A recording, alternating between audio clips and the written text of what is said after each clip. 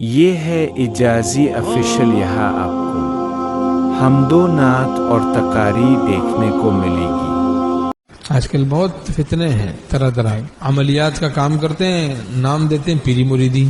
او بھائی پیری مریدی سے یہ کیا تعلق ہے عملیات کے کام کا؟ اب کوئی ڈاکٹر ہے، اس کو تو کوئی پیر نہیں سمجھتا، کلینک کھول کے بیٹھا ہے، دوائیں دے رہا ہے، لوگوں کو شفا بھی ہو رہی ہے، تب بھی کوئی پیر نہیں سمجھتا۔ یہ تو نہیں سمجھتا کہ ہاں یہ پیر کامل ہو گیا، شیخ کامل ہو گیا۔ تو ایسے کوئی عامل ہے وہ ایسے عملیات کا کام کر رہا ہے، وہ شیخ کامل کیسے ہو گیا؟ وہ پیر کامل کیسے ہو گیا؟ روحانی علاج کرائیے لکھا ہوتا ہے، روحانی علاج تو روحانی بیماریوں کا ہوتا ہے نا، روحانی بیماریاں گناہ ہیں۔ اب ان عاملوں کے پاس روحانی بیماریوں کا کب علاج ہوتا ہے؟ وہاں تو گھستے ہی عورتیں بیٹھی ہیں، بے پردگی ہو رہی ہے، نامحرم عورتوں سے اختلاط ہو رہا ہے، خلوت ہو رہی ہے۔ تو روحانی گناہ میں تو تم خود مبتلا ہو، روحانی کینسر میں تم کیا روحانی علاج کرو گے لوگوں کا؟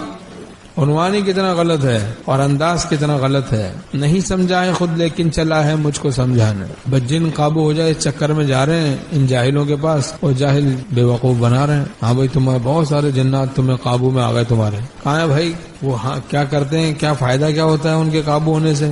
آپ کو کیا فائدہ دے رہے ہیں؟ فائدہ کوئی روحانی دکھاؤ، تعلق محلہ میں ترقی دکھاؤ، کوئی فائدہ تو بتاؤ۔ تم ہزاروں جن لے کے بیٹھے ہو، کوئی فائدہ بتاؤ، کیا فائدہ ہے؟ کوئی پوچھے صحیح سے تو بتائیں، کوئی فائدہ نہیں۔ بس تو وہمی بنے ہوئے، نفسیاتی بنے ہوئے ہیں، ایک تصور کر لیا ہم بادشاہ ہو گئے، بادشاہت مل گئی، تصور کر لو، مراقبے کر لو بادشاہت۔ ایسے نفسیاتی ہو رہے ہیں کتنے ہیں ان چکروں میں پڑھ کے۔ من کان للہ کان اللہ لہ، جو اللہ کا ہو جاتا ہے اللہ اس کا ہو جاتا ہے۔ صحابہ رضی اللہ عنہم کے طریق پر چلے ہیں کہ وہ اتباع سنت اور شریعت کا اہتمام کرتے تھے۔ بھائی نماز قضا نہ ہو، تکبیر اولا نہ چھوٹے، تقوی نہ چھوٹے، بد اخلاقی نہ کریں، بد نگاہی نہ ہو۔ حضرت تھانوی رحمۃ اللہ نے فرمایا دنیا کے بڑے سے بڑے نفع کی خاطر کبھی دین کا ادنا سے ادنا نقصان گوارا نہ کرو۔ اب لوگوں کے علاج کے بہانے جناب بے پردگی کو گوارا کر رہے ہیں، لوگوں کے علاج کے بہانے بے حیائی کو گوارا کر رہے ہیں، طرح طرح بڑے بڑے گناہوں کو گوارا کر رہے ہیں۔ اب دوسروں کی جوتیوں کی حفاظت میں اپنا دوشالہ مت گواؤ۔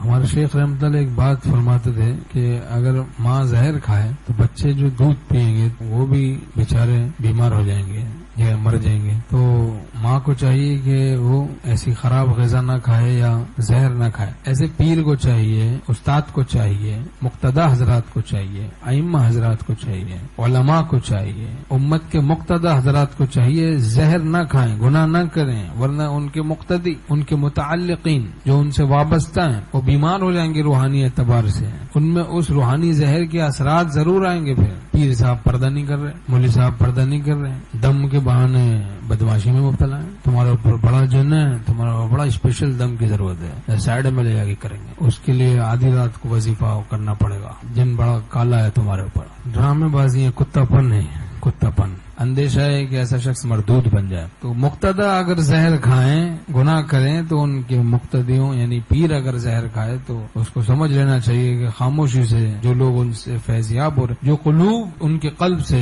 جو جڑے ہوئے ہیں، ان میں پھر وہ زہر کے اثرات منتقل ہونے شروع ہو جائیں گے۔ تو کبر، عجب، غصہ، بے حیائی، بد نگاہی، عشق مجازی اور غیر اللہ سے، امردوں سے، لڑکیوں سے، اور یہ بہانے بازیاں، چکر بازیاں، ڈرامے بازیاں جو کرتا ہے تو چھپ کے اہل جہاں سے، کوئی دیکھتا ہے تجھے آسماں سے۔ اللہ تعالی ہم سب کو صحیح دینداری نصیب فرمائے۔